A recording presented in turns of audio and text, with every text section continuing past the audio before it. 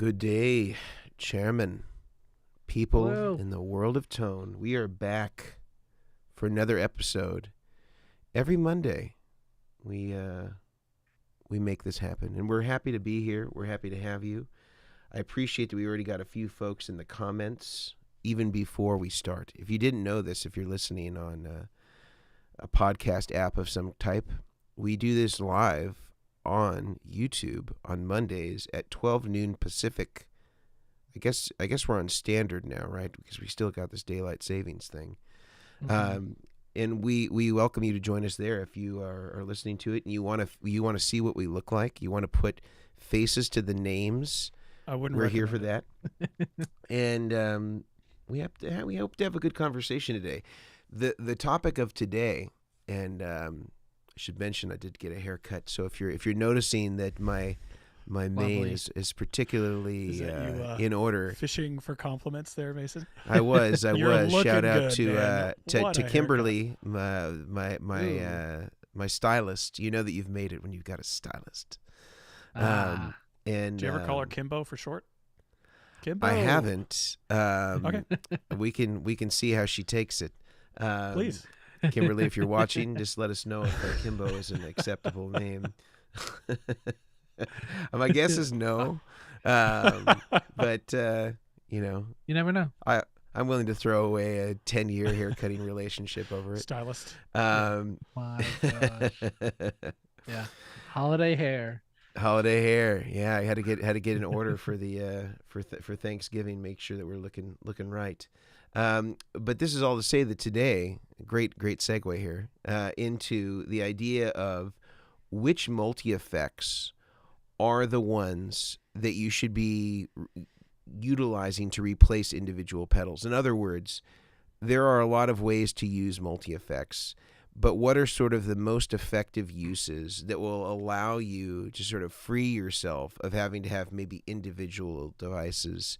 And this isn't to say that multi-effects are better than individual pedals. I think in most cases, if you are sane and in at a proper equilibrium mentally, most of us would say most individual devices will outperform a multi-effects. I don't think that's too risky of a claim to make. However, there are cases where they can resemble those 90% well, or even better. It's getting better every year. In those cases, it's not worth littering or polluting your pedal board with all these sort of fringe effects that may be used for one or two songs of a set list, and it makes much more sense to absorb into a full multi-effects unit as opposed to having those individual effects. Firstly, just want to do a quick temperature check here with Brian Grant. Does that feel like it's too bold of a statement?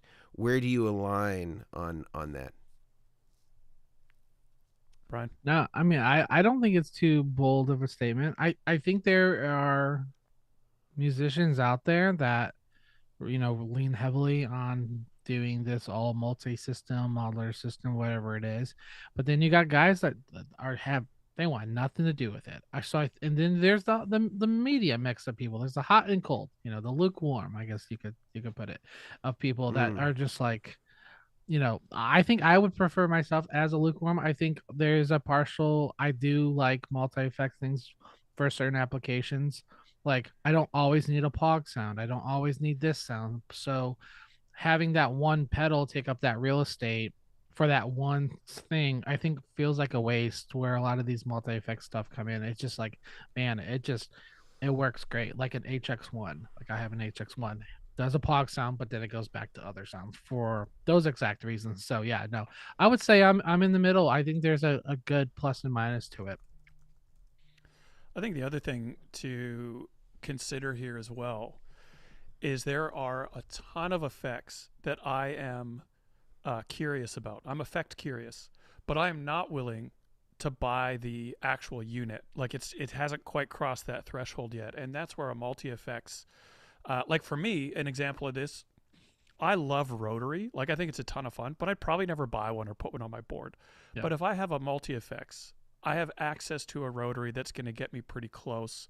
And then if I ever find a spot in a song, it's like, oh, I can dial it up. So I would say, yes, multi-effects are great for replacing pedals on your board and keeping it small, but it's also great for having access to ones that you'd never really realistically take up a spot on your board, but who knows? Yep. Like you may use it in the near future. And so I think replacing and expanding is where a multi-effect unit can really come into play. Yeah. I guess this then begs the question of what are the multi-effects out there that you endorse? Because there are sort of varying degrees of them. There are some that sort of cover the span of every conceivable effect. And then there are some that focus on specific effects. So a great example being an H90 or an H9 can sort of be anything that you want it to be, or an HX Stomp can be anything that you want it to be. And then there are some that focus on specific things like the Boss MD500 or the Mobius, where it's just modulation stuff. And so I think that the two parts of the question that I would like to delve into, I think for the listener out there, this is important, is which effects should we consider as being sort of the best? Obviously, again, and there's going to be some pervert out there that's going to say, well, anything can be a multi-effect or whatever it is.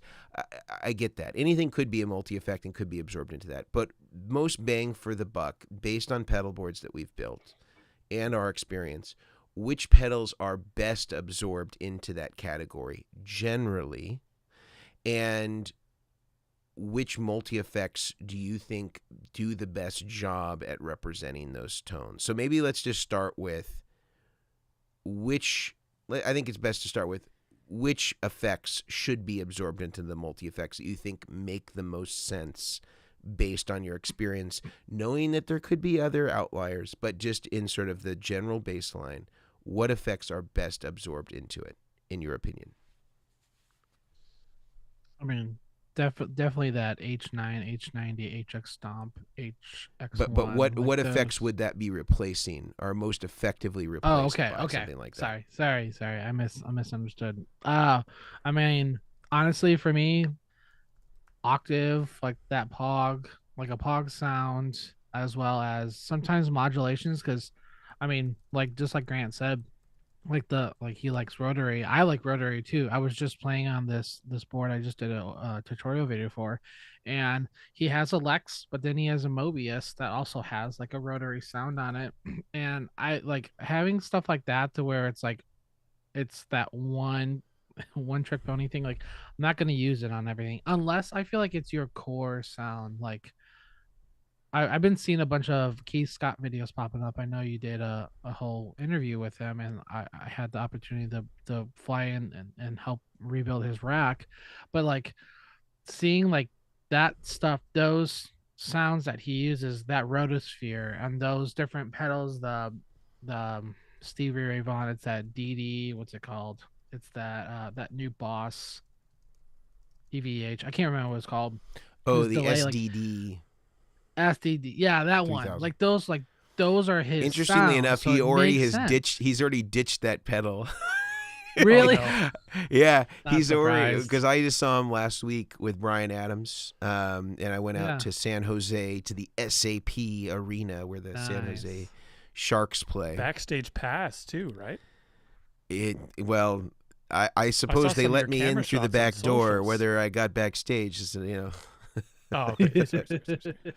my looks like wife such a cool calls show. it a backdoor pass. I was like, I don't think you should say that. I think people might I get don't the think you wrong should say idea. that. She's like, did you get a That's backdoor not- pass? I was like, I don't know if that's No. if Can we that's what they clarify what we're say. Is talking that what about they here? say? Oh my god. I don't know. It's kind of cool. I guess it's kind of cool. You call it backdoor pass. Just don't misunderstand me. No, it was So really what he- cool. what- They, yeah, they what he put on a great swapped? show. What's that, Brian? What did he swap it out for? Did he swap it The out? 'Cause I know he TC was on the fence. 2290. The 2290 pedal. Okay. No way. So I Okay. guess, as you know, because you worked on this rig extensively, it was Yeah. revolving around an Axe FX 3 is kind of like the main thing that does all the effects and the amp sims. And then they also have that live, like mid 60s bassman and 212 cab with V30s on stage to sort of feel it. And that's also mic'd and sort of somehow incorporated into the rig somehow. It's the blend is in his ear, so it feels more Got lively. it. So they're So it's a blending blend the in his live in-ears. amps. Yeah.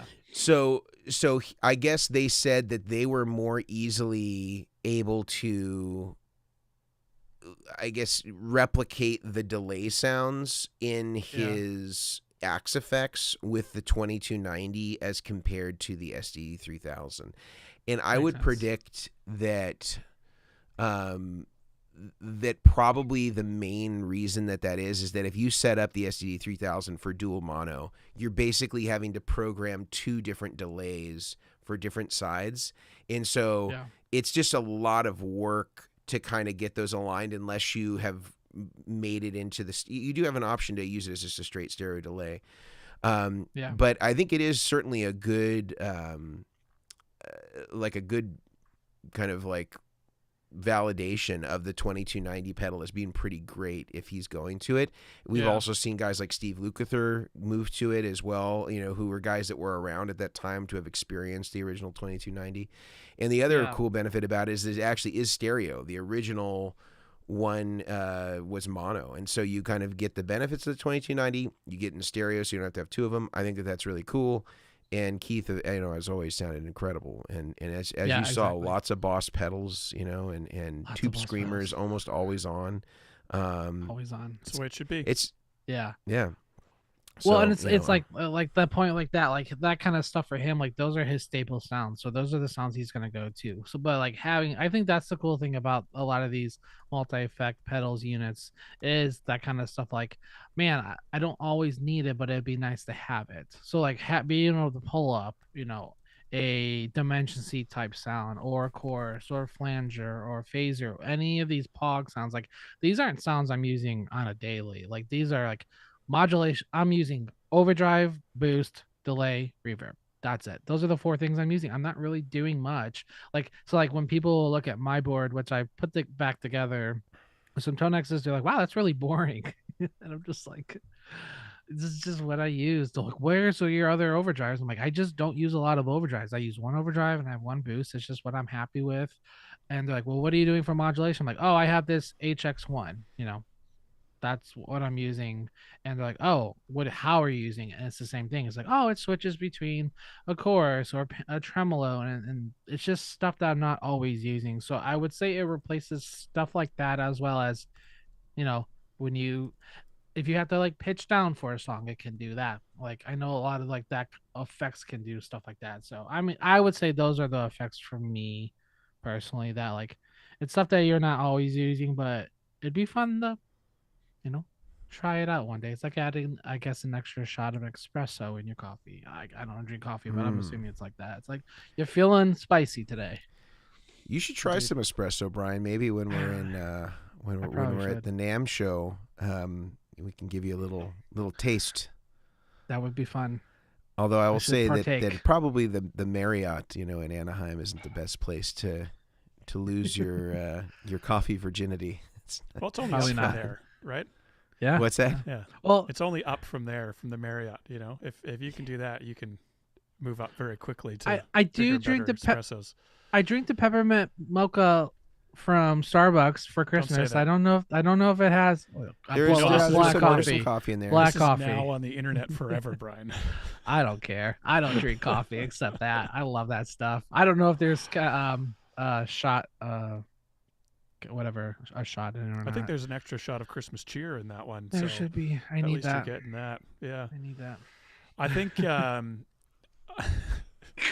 Nick has summed it up perfectly. Cute in the comments there. I think multi-effects, there's, as you guys are chatting about peppermint lattes, something came to mind here about some of the downsides to certain multi-effects. So I don't think you can just make sweeping statements of replace these effects with multi-effects. Who says you and can? You'll be good. Who says you Well, can't let me do tell that? you, Mason. Let's hear Some of the things I've come up against is, depending on what you're doing, and a key example here is delay and reverb. Depending on the multi-effect that you have, if it can't do spillover and I've had this with the H9 because I was a huge user of H9s for quite a while. And if you change presets on an H9 and there's no spillover, then when you change that preset, the delay, the reverb will have a hard cut and just stops. And it sounds very unnatural. And so you need to think like, what sounds am I going to use? How am I going to switch these sounds? And then is that going to cause issues for how I, change between sections, between songs? Do I ever want to keep a long ambient sound running while I set up my next sound? And you need to check some of the specs on your multi-effects to see if they can handle what you need them for in your one, in your context, your instance. So even the HX1, Brian, I've never used that one myself. Mm-hmm. But does that, I don't even know off the top of my head, does that have spillover where you can have one reverb trailing into let's say you're switching then for a delay? Will it bridge that gap of the change and naturally decay out, or does it have a hard stop? I have not dove in that deep into it. It arrived the day my son was born. So gotcha. I have had very minimal. I put it on the board very quickly once we were home and they were sleeping, and kind of played through it and listened to some of the modulations. I haven't messed with any kind of spillover feature. I'm sure there is in the parameters. It was just mainly that getting it on the board, making sure it fit type of thing. And then I took 6 weeks off of playing. So I'll be messing with it a little bit more. So I'll know more about the spillover. If someone has one in the comments and they want to let us know. I'm trying to Google it. But I'm not sure. Quick AI overview for Google, which I never trust 100%, says no, it does not have spillover. And I think, and so take that with a grain of salt, but I think it's worth clarifying here that spillover, basically the effect carries on between presets, and trails are two very different things. Trails is almost everything we'll have where you can turn off the effect and the reverb or the delay, your wet effect will continue and naturally decay out, but that's very different than changing between presets and having that effect carry over to over the new preset. So that's just one thing that I would say is a big big warning, depending on how heavily you're going to use these things. For chorus, tremolo, less of a thing, but I would say for me, to go back to your original question, Mason. Yeah, what are the effects that you would absorb into a multi-effects? If it's good, if it's a decent multi-effects, and we'll get into probably what I would think that is and what Brian and what you think that is later on, but anything other than drive or gain-based pedals, I would consider using in a multi-effects. So modulation, some compression if I just need basics for compression, even volume control. I could hook up an expression pedal to a multi-effects and use a volume block perhaps. Anything in the modulation, wet effect realm. I do still, and this is me just being a total idiot, but I just love the POG. Like I would struggle to replace that on a multi-effects, not because the multi-effects is worse, it's just different. And when I think pitch and POG, the EHX micro POG, it just doesn't get any better than that. And that's just because they have the a POG specific 2 sound. No, well, the POG 2 is good as well. Not the nano POG. I wouldn't touch that with a 10-foot pole. But the micro POG is awesome. Grant gives that out instead of coal to kids that were what about bad the at Pico? Christmas. It's like, I'll take that. I'll take that.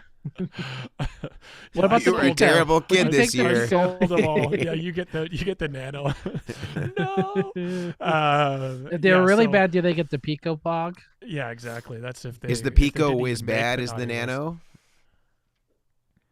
I think it's different. I don't know. I've never tried. Once I went nano, I didn't even consider the Pico. It could be amazing. Maybe it's a dark horse here, and I've just never given it the time of day. But the nano POG, the micro POG, I would probably, if I was building a board that relied on pitch, I would put that on there, and I wouldn't cover it by a multi-effects. Again, just because it's a different approach, not better or worse. It's what I'm used to. It's my baseline.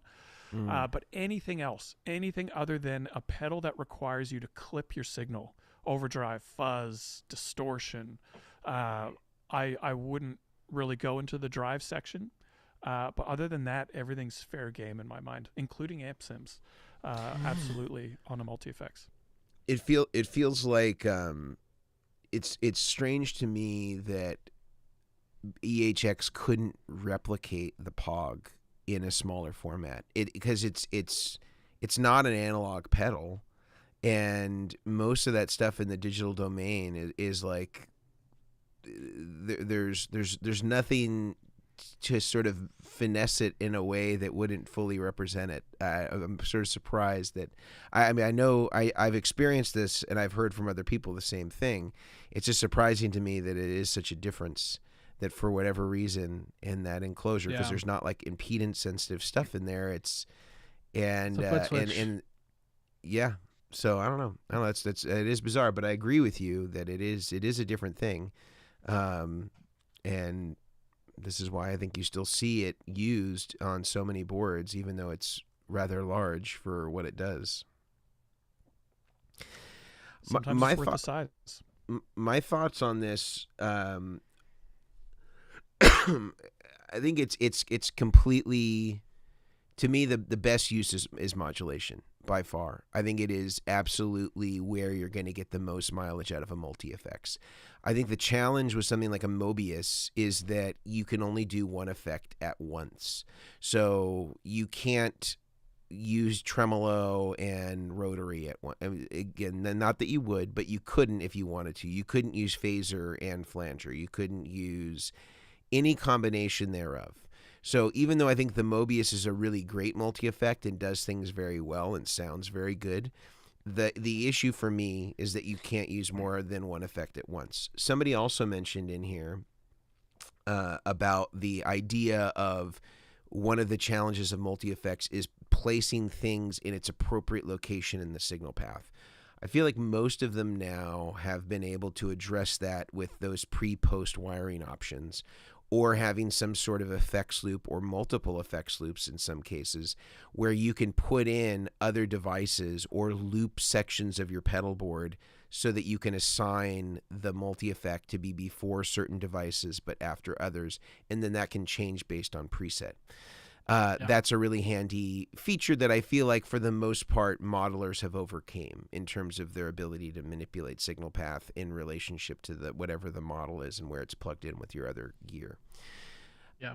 I think though, like something like the H90 by contrast, where you can use two different effects at the same time, I think that expands upon what the Mobius does and just makes those same sorts of features much more valuable because of that fact, because you can do chorus and micro pitch at the same time, or again, fill in the blank combination of effects. Now it does only do two though at one time. It can't do more than one, but to me that already makes it a much more valuable piece of gear to me, and that I'm able to facilitate that. I think Line 6 also does a really good job with I guess the HX, was it the HX XL or the Stomp XL?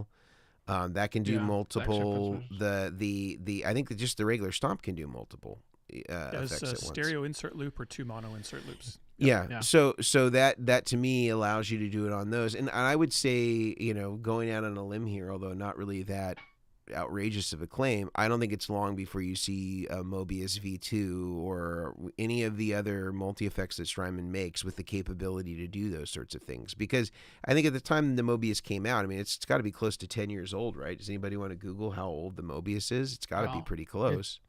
It's definitely over 10 years. Well, yeah. Funny enough, this board I did for this client has all three Strymons, big box Strymons. December, almost to the date. 2012, December 3rd, so 2012. 13 years. Yeah. So that wasn't probably such a thing back then. If we can put ourselves back then, it would have been not that big of a deal to not be able to have two of them. Just the fact that you had all these great effects in one box, that people were like, "Oh my God, give me the Mobius." Yeah. And they didn't even know what was coming afterwards. But I think that's, to me, that seems like the obvious place, because delay stuff, I feel like there's maybe more. I think that I like having the delay being pretty dedicated, and a lot of people like to have, their standalone, sometimes analog delays and digital delays be separated. Reverb again, and again with the challenge of maybe only being able to use 2 effects at once, even on the ones that allow multiple functions at the same time. I think usually where people expand and go crazy and maybe add too many effects is in the modulation zone, because there's so many different things out there. Some of them need to be before drives, some of them need to be after drives in order to get the best results. That's a really obvious place, I think, where you can eliminate 30% of the possible pedals on your board with one device and really help shrink it if that is a demand for your gig. That's the case I'm making for modulation. If I had to choose one, that would be the place to use it. I would disagree with you a bit here, Mason. If that's okay, let's hear it. If we can go there. Let's hear it. I mean, you're wrong, of course, but I know, and I understand that. I know that going into this, but I'm going to do it anyways. So my pushback for this is that if I had to choose some of my favorite modulation sounds, and this goes for just about anything, but they're analog. So Dimension C always comes up. Like, it sounds awesome, and it sounds pretty good on multi-effects. Equivalent choruses and all that sound pretty good on multi-effects. But my only pushback here is that a lot of times, not always, but a lot of times, us guitar players are already using digital delays and digital reverbs as individual units, and a multi-effects at its most basic form is a digital recreation of a set of guitar pedals, some being digital, some being analog. This multi-effects is doing a digital version of all of them. And so that's where I can see a world in which I would keep my analog chorus pedal as an example, but I would do a multi-effect that covered delay and reverb instead, which is already replacing, let's say, my Timeline and my Mercury X, my reverb, which are also digital recreations. And so that's where, I don't know. I think you could make a case for really heavily relying on wet effects, delay and reverb being covered by multi-effects instead of chorus. In my reality, I'd probably do both. I'd probably do modulation and delay and reverb in something like an H90 or something like an HX Stomp, where you have a whole bunch of blocks available to you, where you can run much more than just 2. But yeah, I think that would be my argument here is if you can replace already digital effects with your digital multi-effects, you might be able to leave a bit of extra room for something analog that has that extra character built into it.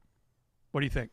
I'm curious though, because you mentioned analog. Like, is it truly analog anymore? Of say an analog delay on the quad cortex, is it truly an analog delay if it's in a digital modular? Like, I know it's a recreation. It's they've recreated it, but like, I've seen people fight over stuff about this. Like, no, I have to have analog on my board. I have to have digital and analog. I'm like, but you're running an HX, like an HX1, so an HX Stomp for your analog and digital delays. So are you going to still consider it an analog delay, even though it's digital? Yeah, it's still a digital delay. It's just a recreation to be analog, but it's a fully digital signal. Yeah. Yeah. So I guess at that point, is it even like, is it really even truly analog? Like, no. Would you no. No. That's how I feel. Yeah, no, for sure. Okay. I want to make sure I wasn't the only one that was crazy, because I've seen people, like, I have this one guy, he, crazy enough, quoted for a setup, had 2 quad cortexes. Oh boy. This was 2 on one board. Like, I thought not redundant. No, like, this no, is no. Used quad cortex as the main. Okay, wow. Listen, I've never seen years ago, I ran, I never met the guy, but he on Gear Pages posted he had 2 Timelines and 2 Big Skies and 2 Mobiuses, and I was like, dear Lord, what are you doing? That's a lot. And I'm running him into my 2 quad cortexes. He probably, I was like, what are you doing? He's like, no, it's a pod go.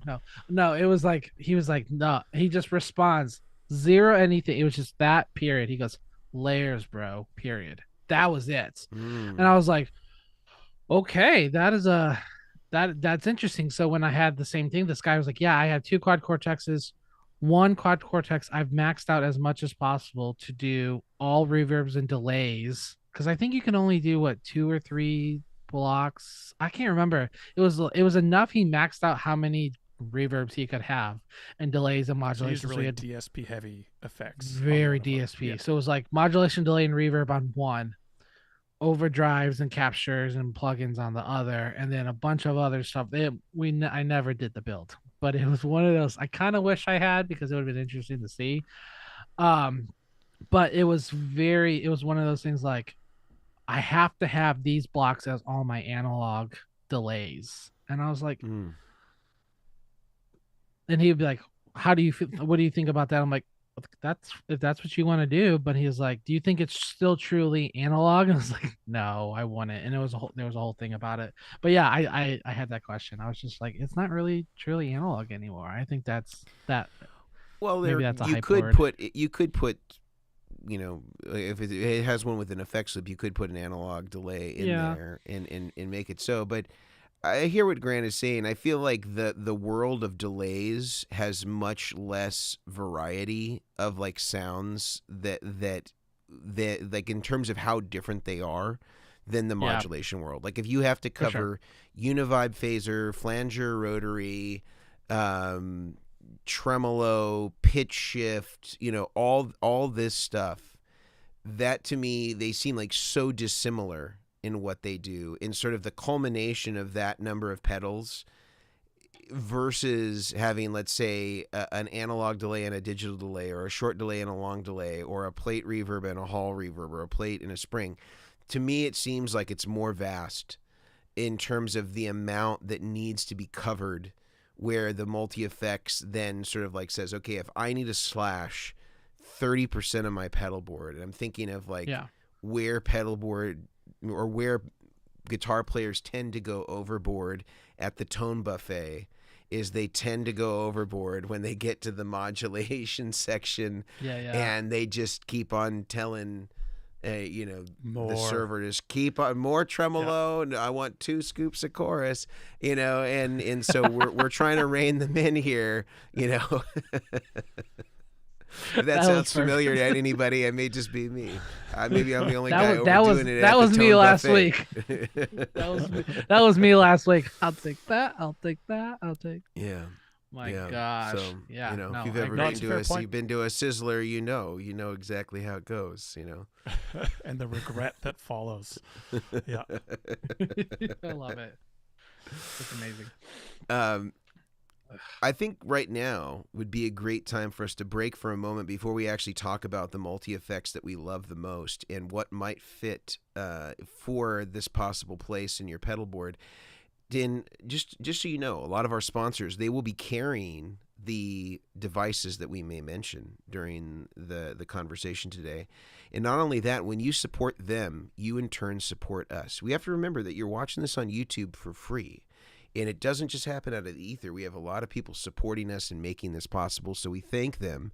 And as a thank you to them, we're forcing you to have to be part of this thank you by listening to a 1-minute ad read that you're going to hear that is pre-recorded. I apologize. I know that you don't want to listen to it, but this is part of the deal. We really appreciate it. Hang in there for 1 minute. We will be right back. And we will continue talking about some of the other devices that we love that could fit the bill for your pedal board and possible multi-effects. See you in a second. We will get right back to the episode, but before we do, I want to tell you about one of the sponsors that makes this podcast possible every single week. It is our friends over at the Guitar Sanctuary in McKinney, Texas. Now, not only do they have one of the premier guitar stores in all of Texas, but they also have an amazing website where you're able to get practically anything that you hear us talking about during any Chairman of the Boards episode. Whether it's boutique guitars, amps, pedals, or more mainstream brands, they have it all there, and they have the service and staff to make it happen. So head over to our friends over at the Guitar Sanctuary, guitarsanctuary.com. Tell them the Chairman sent you. I want to talk about Neural DSP as one of our sponsors. Neural DSP is one of the leading companies in audio plugins as well as modelers on the market. They have units like the Quad Cortex as well as the Nano Cortex and additional plugins that can be utilized on your computer as well as on the Quad Cortex to meet your musician needs. Last is going to be Mantra that they recently released, which is an amazing vocal tool. If you're not sure if Mantra is right for you, you can utilize their 14-day free trial to test it out, and if you like it, you're welcome to buy it. You can also save a little money by using our code CHAIRMEN to save 30% off on all plugins.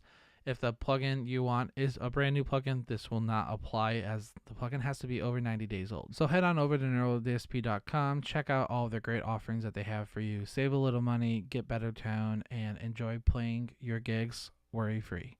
If you're listening to this episode halfway through building your pedalboard, you need to check out Bestronix, also known as BTPA. This is the place to go to get all of the remaining plugs, jacks, cable, maybe even patch bays or looms to help you finish building your rig and building it the right way the first time.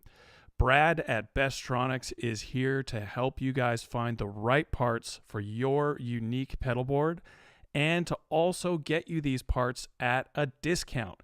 Use the code DACHAIRS, DACHAIRS, to get 10% off your order at btpa.com. Tell them the chairman sent you. All right, we are back. We did have a little attrition, as we always do whenever we plan at. I try to get people to hang on. I try to give you the best send-off going into this ad so that it wouldn't be offensive. But, you know, here we are. So pedals that we think are the best in the multi-effects game. And maybe we should take this as sort of like a 3-part recommendation. Like, obviously we have our own sensibilities as to like what pedals are best to be absorbed. So like Grant and I disagree about modulation versus delay and reverb. I think it'd be appropriate for us to each to say what we think is the best in our preferred category of where we think multi-effects are most valuable. But maybe also to give some other recommendations as far as like ones that are great for budget versus the one that we think is the best, and then maybe any other honorable mentions thereof, so that we can sort of get a couple of different varieties in the conversation where people might consider looking. Who would like to start us off? I think your point, firstly, I think your point about modulation after hearing that is actually very valid. And you said I was wrong. And I'll admit, I think I was wrong, Mason. So I think, it only works if I say that if we continue to disagree. Oh, sorry. When you submit, then I'm just punching down. You know, well, so I think Hockey fight. Come on. I think you're a total lunatic, and your beliefs on modulation and multi-effects are unfounded and incomplete. Is that better? Perfect. That's gonna be a good Okay. social media Yes, post. let's stay with this tension. This is all good. This is right up the alley of social media.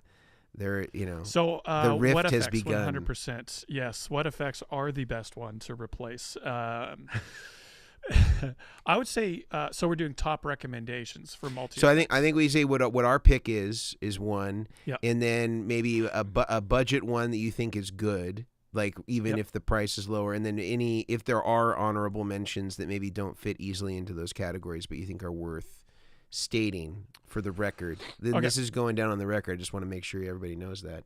Oh man, my budget version is highly inclusive, and one of the reasons I would use it, budget or not, is because it has great amps on it as well. So it covers that amp token, as well as some of the multi-effects would be the IK Tonex pedal, the big boy with 3. Oh, that wasn't what I was going to guess. Okay. I enjoy that one, but that's largely based on amps. I will say, I do not love their software and how it programs. I think it's a bit clunky, but if you can get past that, it sounds really good. So that's one of the ones that I would put up there, mainly again based on these amps. Probably my top pick, if I was doing kind of a smaller multi-effects, it would have to be an eventide. I don't have personal experience with the H90, so my one caveat here is that I've heard the H90 is kind of has a learning curve to programming. I'm much more familiar with the H9, and I just program that on my phone, and I'm done. The reason I picked the H9, the modulation effects, the delay, and the reverb. Let's say the reason I picked the eventide environment, H90 or H9, all of those categories, delay, reverb, and modulation, all sound incredible. They sound so good. And I really enjoy those algorithms and how they build those effects. So H90, let's say, because it can do multiple effects, would be my overall choice for covering modulation, delay, reverb. But it does not do amps. So that's one kind of downside there. Mm-hmm. Am I missing anything? No, but I think based on the criteria that you spoke of, whether it is about delays and reverbs or about modulation, since we didn't even mention amps in this conversation, I know. I think that's so. Let's get if I can't do it on amps, I would go with an. Well, HX we just didn't Stomp say for my more we didn't. budget None version. of us mentioned amps, so I'm just thinking based on our own criteria. Yeah. So I would probably, if I had to revise my budget version, which isn't as budget as I'd like, but definitely not my top pick, would be HX Stomp, because it does a good job of everything. But in my mind, it doesn't hold a candle to the algorithms on Eventide. I think Eventide outdoes Line 6 by a long shot as far as delay, reverb, modulation. Lionel 6. HX and Eventide H90 as my top pick. Okay. Thank you, Grant. Thank you. Thank you. Brian?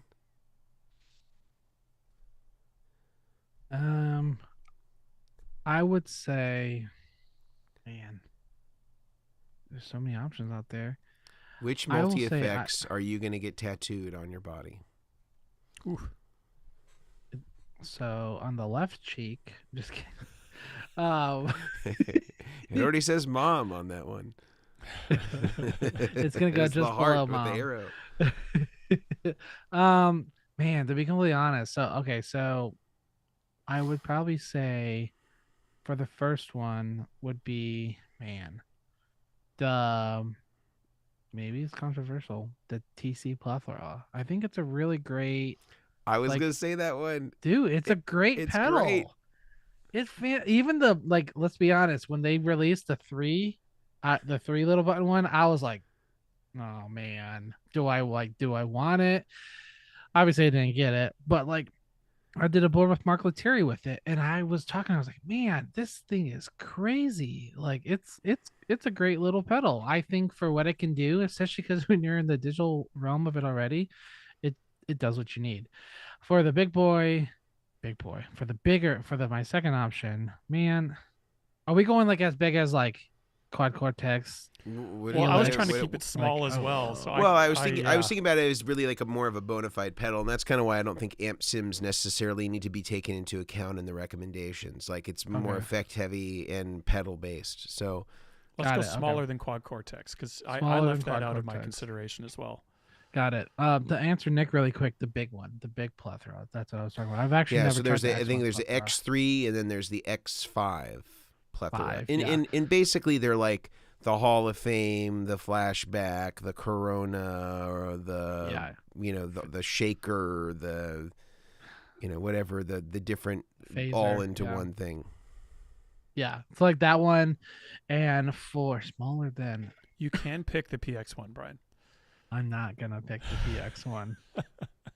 Boss's multi-effects in a single pedal, for those that are not aware. There's the controversial pick. Yeah. No. So like the Boss, we like the already PX1, Digitech. There you go. From the early 2000s. It's right there. Every time it's invoked, he has it like on his person. It's really always in arm's reach, man. We got to try this when he's out of the office and see if he still has it ready to go. This one is taped to my right cheek, so it's always there. Not even a tattoo. Not even a tattoo. It's just there. Just a graft. It's just some talks about something like, what are you saying? Where are we going? What? No, I will say though, like $10 Facebook Marketplace, still great pedal. It's honestly, I might put it on my board just for kicks and giggles and see how many people on Sunday don't notice, which will be all of them. But I'm gonna say the HX1, not HX1, HX Stomp. I think the HX Stomp is just such a great little pedal of that size. I would love to see, other companies come out with stuff of that size, because I've seen people gig with just that in a MIDI controller, and like they do. What's his name? He's I can't remember his name. Chris Rocha. Oh, yep. Yeah, Spanish guitar player. He's a fantastic player, and he He literally lives uses over by that. you. I think Yeah, he he lives in does. Dallas. Or Is he he in Houston? Dallas? He's either Dallas or Houston. It's one of. I mean, Yeah. they I thought it say was they're Dallas. close, but they're 5 hours apart. But yeah, I think he's in Texas. What I love about what he'll do is he'll do like the HX1 with like an old school like Disaster Era Designs MIDI, like MIDI clock, MIDI deep DMC, and then like a external volume pedal and like the expression, and like that's all he uses. Like it's a fantastic like little setup that he has and he flies with. So like I've used that in the past with a board and stuff, and like realized like, man, this one pedal, it can replace so many other things, and it handled a lot of my modulation stuff as long as I had a MIDI controller like a RJM or Morningstar that could toggle on those little like modulation blocks and that kind of stuff. So yeah, He's I would say Houston. And the those. good He's thing with Houston. that is Houston, Chris, yeah. at least he knows he can always sound a little better if he ditches the line 6, right? So it's good. There's room for growth there, Yeah, exactly. which is awesome. Yeah. And what I want to preference on the plethora stuff is that has a loop on the back for like an insert or something. Like I would use that for like a volume, but I would also use like a gain pedal or something with the plethora. I don't think. Yeah, do you just set that the up as a plethora has block? any. Do you set that up as a block where the insert lives? Is that just done in the software, Yeah. Brian? I think it's somewhere in the software you can pick where it goes and stuff. And obviously the plethora I don't think has any overdrives. At least Mark never used them, and I've never. I'm sure it probably does. I would have to imagine that it does. But yeah, that's One for me. I will say really quick. One I was surprised about with HX Stomp, us kind of bashing on overdrive pedals not being great at multi-effects. I was just scrolling through all the overdrives years ago now, and the Klon sound on the HX Stomp actually sounded half decent, and I messed around with it a little bit. I couldn't find anything else I really liked, but whatever the Klon is named in that HX Stomp, it sounded passable. Let's say passable, and I was pretty surprised by it in a good way. Sorry, I interrupted you, Mason. I'll throw back to you. No. I'm in agreement with Brian for sort of like the more budget multi-effects that I think is really good is the plethora. I think that they make a 1, I think which was mentioned here in the comments. They make a 3 and a 5, and they're all really fabulous. They sound like, I would say, I know some people have hated on the Hall of Fame, and they don't like that reverb, and they say it sounds bad. I've had great results with it, and if you're like Robin Ford, he calls it reverb instead of reverb, and we've talked about this. You may be a reverb person or a reverb person, and it's I love Robin Ford. He's the only person that's ever said Vertex with a rolled R. Vertex. And I was just like, yeah, he's like the Dos Equis That's a couple of class guy, points right there. Yeah. So anyway, so he's made it sound incredible. He gets great reverb tones. And so there's some people that don't like the effects that TC comes out with, but I think that I wouldn't say that maybe they're the best sounding effects out there, but they're like really solid in the fact that you can kind of get everything, all the staples that you would want, and you can arrange whatever 5 combinations you want and use all 5 of them at the same time. There's a flexibility aspect to that sort of exceeds even what some of the other multi-effects do that have multiple engines that can run simultaneously. The fact that you can have any combination of 1, 3, or 1 doesn't mean anything, but 3 or 5 with the X3 or the X5, that's really, really great for just kind of like being able to replicate a bunch of things in a fairly compact amount of space, and then having the loop where you can assign effects to be pre-post. That to me, for the price that it is, offers a lot. I'm in agreement that if you're talking about the big dog like the best out there. H90 has got to be definitely top of the conversation. I'm just familiar with their ecosystem, so I know the Eventide stuff fairly well. But like their algorithms for rotary, for delay, reverb, modulation, all the stuff you can think of, it does among the best, if not the best, in the digital space. And Yeah. they're expensive, but they're well worth it. And it's definitely one of the best things out there. Like I'm in agreement with Grant when you compare algorithms in an Eventide and you compare it to almost the rest of the field. It's just such a margin of error above everything else. It's just like, an order of magnitude. I don't know why I said margin of error. Yeah. An order of magnitude. I'm trying to sound like I know stuff about science, and just throw these words out there like hypothesis and stuff. Yeah, scientific method. So anyway, I think it's like an order of magnitude better than anything else out there. Like, I think some of the Strymon stuff I like the sound of, and I think can sound really great. I just feel like Eventide to me like still has like this polish that is like I gravitate towards. Some people may hear it and be like, man, this sounds too hi-fi, or I don't know. But I love the Eventide stuff a lot. I think it's really really fantastic. So I'm in agreement. I still remember the first time I heard the space reverb on the H9. I was like, my life has been changed. My guitar playing life will now forever be very wet on reverb, and this effect will not be turned off. But some of their takes even in the multi-effect realm, and I think I don't know if we've really covered this by saying this kind of point blank, but typically a multi-effect will do the basics of any category, chorus, the basics of tremolo, the basics of delay and reverb. And if you want to get something like a Chase Bliss take on a delay or a glitch pedaler, you'll have to buy the Chase Bliss effect directly. Like, you will not find a one-for-one replica inside a multi-effect for the most part. But Eventide then takes the delay and the reverb and the core, and then they have all these random takes on it and these random algorithms that really are like, oh, I've never heard this before. Yeah. And that's what I really appreciate about what they do in the H9 and in the H90 is they give you the typical multi-effect type sound, and then some on top of that. They give you a lot more to kind of mess around with and see what you can come up with. So the Eventide, I know we're kind of gushing on them, but for good reason and for a long time. Like when the time factor and space and pitch factor and all these factor pedals came out, that was a huge step forward for them. And then H9 it elevated them even further above that, in my opinion. And I feel like I don't see H9 or H90 on enough boards to warrant the quality of what they actually bring to the pedalboard game and effects and all that.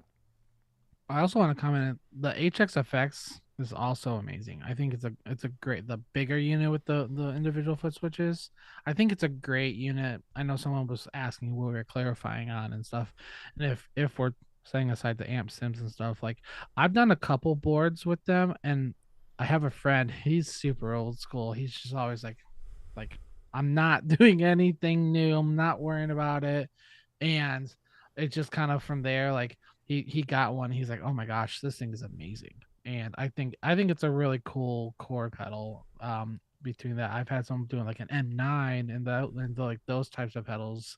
There's a lot of really cool things out there that are I guess not old school, but older, that are not obviously Strymon and stuff, that are fantastic. But yeah, the when I had the big, what's it called, the Eventide, the big blue reverb, or was it delay? I think the reverb was time black. factor is the time black. factor. Yeah, the blue and black. I had the time factor, and I had their blue, the reverb, the black one, space. Yep.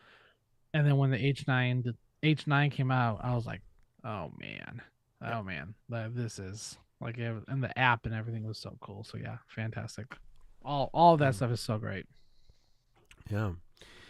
Well, I think we did some damage today to the multi-effect space. I think that we got to hear some valid arguments as to which pedals should be absorbed by the multi-effects and which should be left to their own devices, no pun intended. And I think if I were to synthesize it or just give a recap very quickly, if somebody is not already here in the earlier part of the conversation, I think broad strokes, Grant was potentially won over as modulation devices being the best place to absorb individual pedals, but potentially still has a foot in delay and reverb. Time will tell. It seemed like we overwhelmingly like the Eventide H90 as a multi-effects that can do multiple different effects at the same time and allow you to run pedals pre and post so that you could have some effects before, let's say, overdrives and afterwards. Mm-hmm. And Brian and I seem to like the TC Plethora as sort of an alternative budget pick. And we still seem to like the HX Stomp Effects XL as potential multi-effects as well. I think that just about covers it. I think disclaimers as we move to completing the conversation today is we do have a Facebook page. It is called Chairmen of the Boards. We talk about a lot of the stuff that we talk about during the podcast. There are many people that are very much into the exact type of things that you're into if you're listening to this. So whether you're on Spotify, Apple Podcasts, YouTube, wherever you're listening, head over to the Facebook page, join us there. It is a very cool space with very cool people. That is a guarantee. Secondly, and we have whether you're over 1,100 people. Sorry, I had to interrupt. We have over 1,100. Over 1,100 people. That's equivalent to a small town.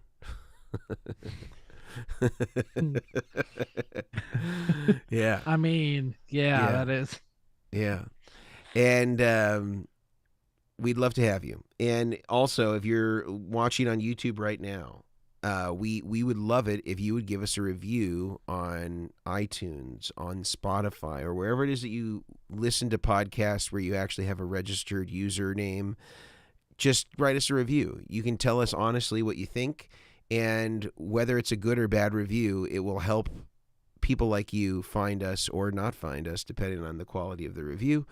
And we just really appreciate that. The more listeners that we have, the more sustainable this makes it for us, and so that we can have quality sponsors, and you don't just have to listen to ads for Blue Chew, which we've, of course they want to endorse us, but we're like, you know what, we want to keep it pure and about tone, and and so we haven't taken Blue Chew up on their offer yet. But in order, tone. Right. Nobody wants their tone to be flaccid. I can say that with confidence. But that's just a taste of what we could do for you, Blue Chew, if you decide that you do, in fact, want to sponsor us, and it seems like a good fit. But this is all to say, by way of supporting our sponsors, you are in turn supporting us. So we hope that you'll do that if you consider any of these multi-effects. We hope everybody had a great Thanksgiving, and the holiday season is upon us. So happy holidays, whichever one you celebrate.